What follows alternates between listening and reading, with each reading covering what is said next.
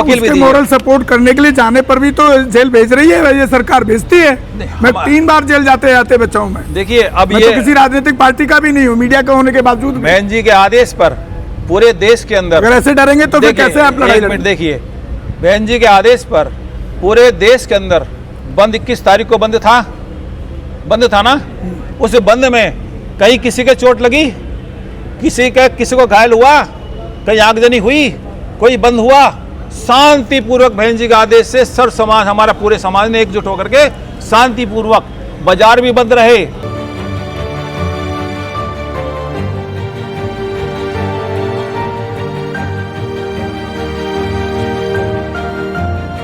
माननीय काशीराम जी ये कहते थे, यदि हमारा समाज गरीब है, गरीब समाज के पास ना तो कार है ना पैसा है, लेकिन उनके पास 2 पैर हैं और 2 पहिए हैं, और 2 पैर पहियों से ऑफिस भी जाते, खेत पे भी जाते, सब जगह जाते, रोजगार पे भी जाते। यदि 2 पैर और 2 पहिए अगर इकट्ठे होकर के हम संसद का घेराव करें तो हम घेराव कर सकते हैं। ये प्लानिंग काशीराम जी की थी। लेकिन सर, घेराव से मुझे याद आ गया, हाँ जी, अभी जिस तरह से हमारे वंचितों पर, महिलाओं पर, बहुजन समाज पर, SC ST पर जो पूरे देश में अत्याचार होते हैं, उस पर जो बैसपा के जो कार्यकर्ता हैं, क्योंकि घेराव का मतलब तो वही हुआ ना कि थाने को घेर लेना, DM को घेर लेना, SSP का घेराव। मैंने यहीं से सवाल लिया, आपकी बात सही, ये देखने को बड़ा कम हो गया। अब लोग निकलते नहीं हैं उस चीज़ के लिए, आपके लोग निकलते नहीं हैं। जब आप पब्लिक के बीच में जाएंगे नहीं तो आपको वो वोट क्यों करेगा? ये कारण हो सकता है कि शायद आपका वोटिंग ग्राफ कम हो रहा है। देखिए, जहाँ भी अत्याचार होता है, जहाँ भी कोई शोषण होता है, कहीं भी ऐसी चीज़ होती है तो बहन जी मुख्य कोऑर्डिनेटर बड़े वाले लोगों को भेजती हैं और सब लोग फिर मिल के जाते हैं। जैसे आपके यहाँ जो हाथरस में कांड हो गया था, हाथरस में बहुत सारे लोग मरे और हम बहुत सारे 100 गाड़ियाँ गईं। लखनऊ से हमारे प्रदेश अध्यक्ष आए और वो उनके साथ सब लोग गए, और जहाँ पर वो महिलाएं जो भी उसमें एक्सपायर, वो घर घर गए थे। और जहाँ अत्याचार होता है, हमारी जिला कमेटी जाती है, उनकी मदद करती है, और कानून में DM से, SSP से मिलकर उन्हें न्याय दिलाती है। FIR नहीं होते FIR कराती है, कानूनी रूप से मदद करती है।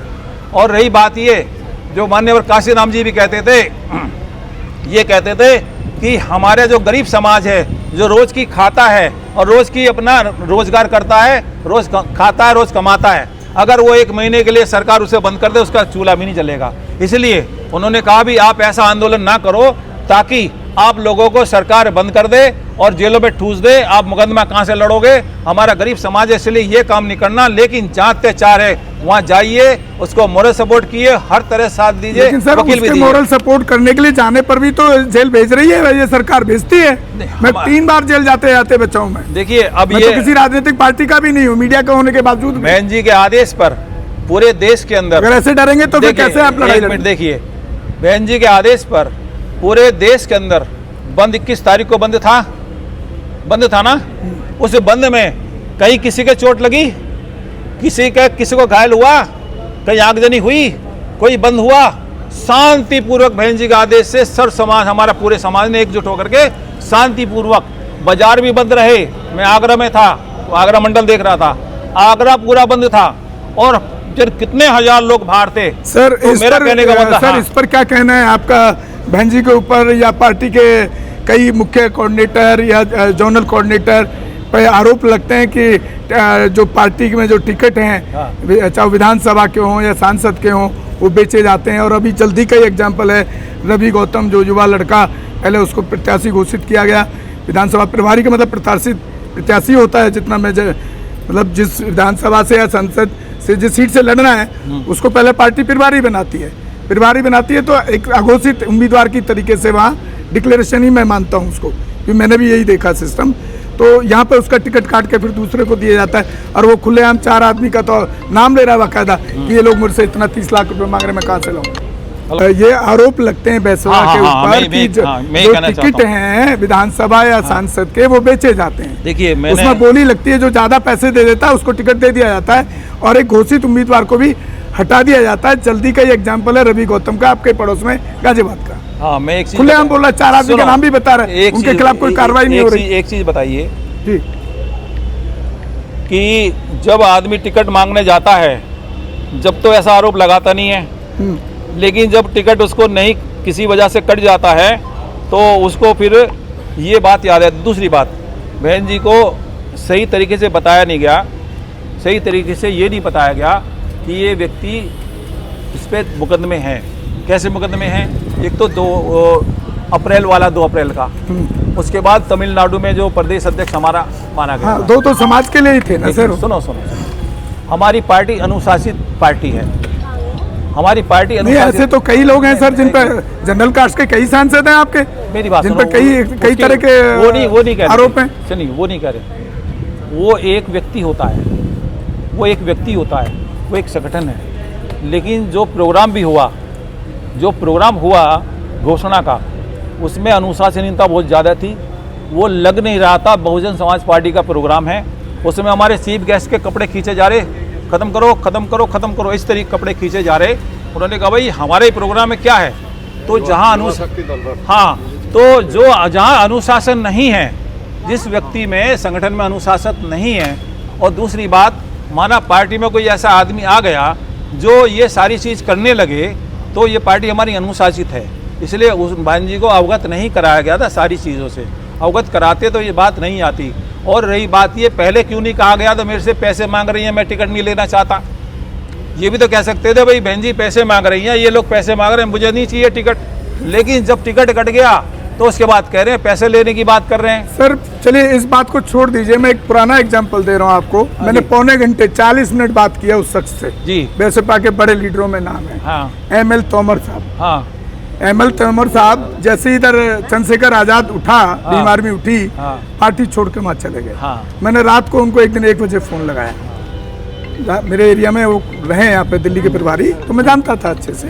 जब वो छोड़कर चले गए ML तोमर साहब, हाँ, भीम आर्मी को ज्वाइन कर लिया चंद्रशेखर आजाद को, तो मैंने उनको फ़ोन किया रात को 1 घंटे बात हुई, पौने घंटे। जानते थे मुझे, मैं भी कार्यकर्ता रहा हूँ तो कुछ कभी कभी कोई पहचान लेता है बड़ा नेता।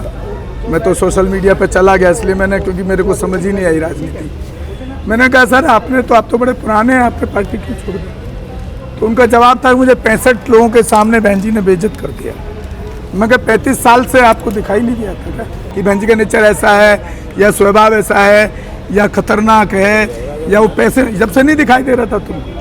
तो MLC बना जब दिखाई नहीं जब दिखाई नहीं दे रहा था, मतलब देखिए हमारा तो हाँ, नहीं, मेरा मतलब है सर, अब मेरे सुनने में आया है वो पार्टी छोड़ गए थे उस टाइम, कई साल तक शायद उसके साथ रहे चंद्रशेखर, मेरे सुनने में भी वापस आ गए, ऐसा सुनने में आया है। ये आपको पता होगा कि मैं पार्टी के मैं नहीं काम कर रहा हूँ, अभी वापस आ गए ऐसे सुनने में आया है।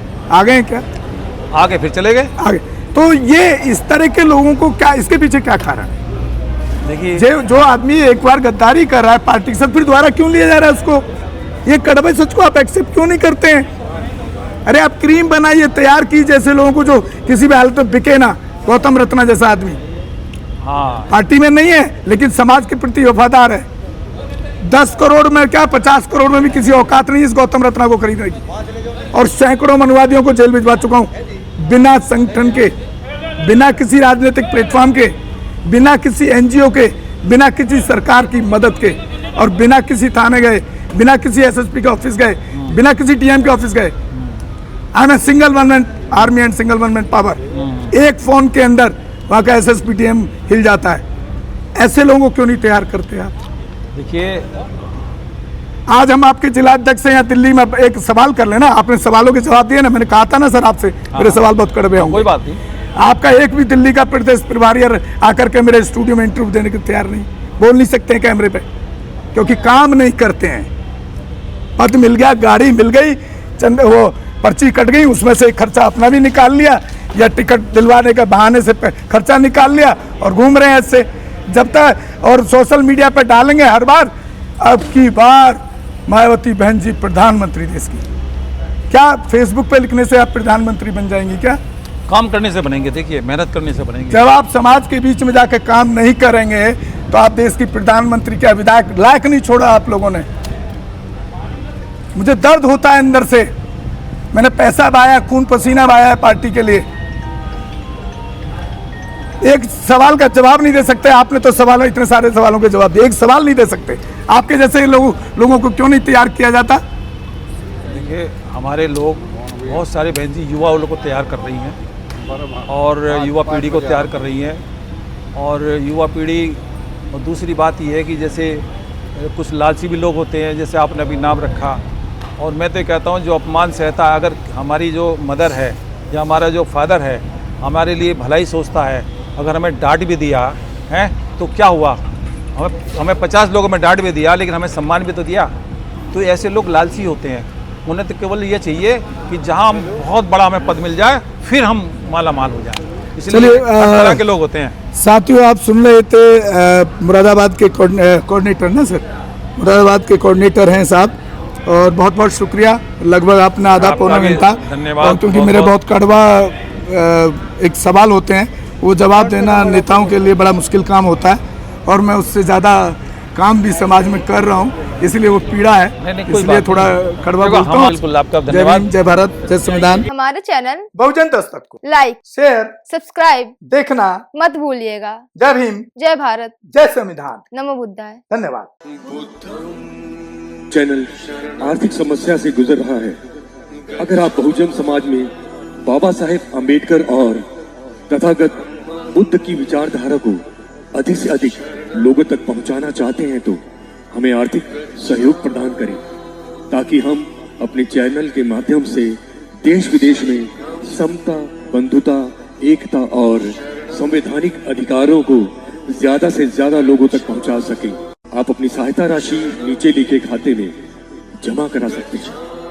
खाता धारक गौतम रत्ना, खाता संख्या 316957686551, IFSC कोड SBIN 0060336, बैंक भारतीय स्टेट बैंक। आप हमारे बैंक खाते का विवरण स्क्रीन पर भी देख सकते हैं। हमारे channel Gautam films production and raw cinema को लाइक, शेयर, सब्सक्राइब देखना मत भूलिएगा। थैंक्स, धन्यवाद।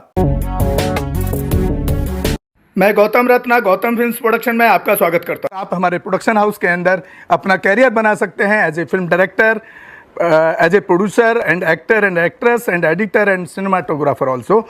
और अगर आपको फिल्म से रिलेटेड कुछ भी प्रोजेक्ट आपको बनवाना है तो हमारे पास में पूरा सेटअप है, जिसमें फिल्म कैमरा है, शूटिंग लाइट्स है और एडिटिंग है। सारा A to Z एक ही जगह पर आपको हमारे यहाँ पर मिल जाएगा। तो दोस्तों, आप हमें कांटेक्ट कर सकते हैं हमारे नंबर्स पर 9810085714 और 8510005714। हमें मेल भी कर सकते हैं gautamfilmsproduction@gmail.com पर। धन्यवाद।